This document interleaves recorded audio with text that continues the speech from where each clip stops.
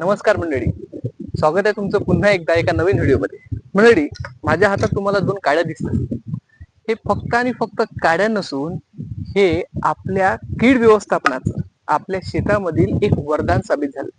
जसं मी आता हे 2 काड्या घेतल्या आणि हे टी आकार केला, बहुतेक शेतकऱ्याला समजलेलं आहे की हे काय आहे. हे आहे टी आकाराचे पक्षी थांबे. मंडळी, बहुतेक शेतकऱ्यांना पक्षी थांबे म्हणजे काय, पक्षी थांब्याचे महत्व काय, हे सर्व गोष्टी माहित आहेत. परंतु ज्या वेळेस आपण शेतामध्ये पक्षी थांबे करत असतो त्यावेळेस काही ना काही गोष्टी आपल्याला चुकतात आणि त्याचमुळे काय होते की पक्षी जे येतात ते परत उडून गेल्यानंतर परत आपल्या पक्षी थांब्यावर येतात. तर मंडळी, ह्या सर्व गोष्टी या व्हिडिओमध्ये आपण जाणून घेणार आहोत. तर मंडळी, मी सुकृष्ण धोटे आणि तुम्ही बघत आहात इंडियन पसंत. तर मंडळी, सर्वात आधी आपल्याला एक उजळणी करूया की पक्षी थांबे का महत्वाचे. पक्षी थांबे जैविक कीड नियंत्रण किंवा एकात्मिक कीड व्यवस्थापनामध्ये सगळ्यात आवश्यक असणारा एक घटक आहे. तर एकात्मिक कीड व्यवस्थापन यामधला एक महत्वाचा एक घटक आहे.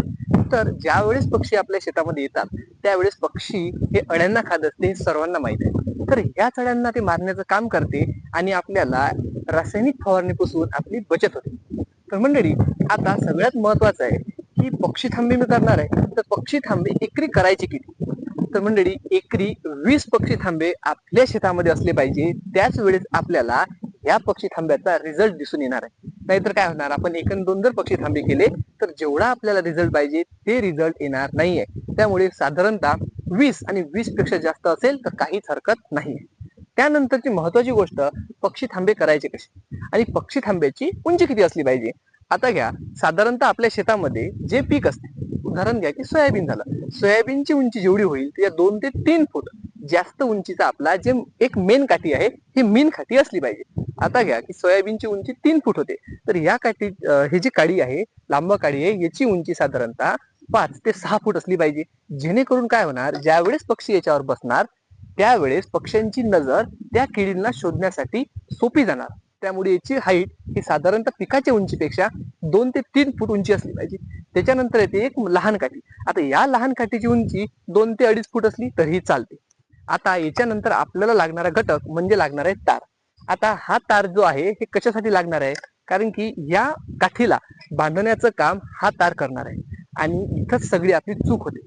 आता ज्या वेळेस आपण ही काठी या काठीला बांधतो आणि टी आकार निर्माण करतो इंग्रजी लेटर सारखा, त्यावेळेस ही काठी पक्षी बसल्यानंतर हलता कामा नाही.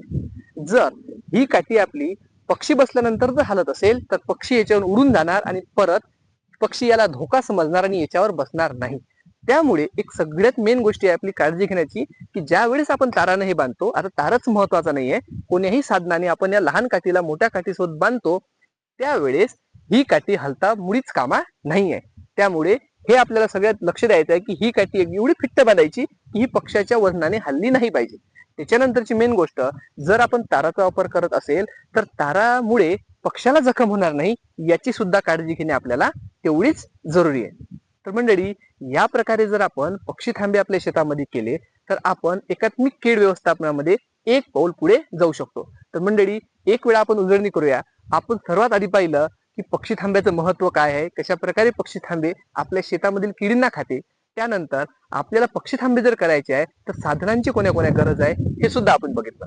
त्याच्यानंतर सगळ्यात मेन मुद्दा होता की पक्षी थांबे करताना कोणत्या गोष्टी आपल्यावर ध्यान द्यायला पाहिजे आणि सर्वात महत्वाची गोष्ट, जर रिझल्ट आपला आला पाहिजे तर आपल्या शेतामध्ये एकरी 20 पक्षी थांबे असले पाहिजे.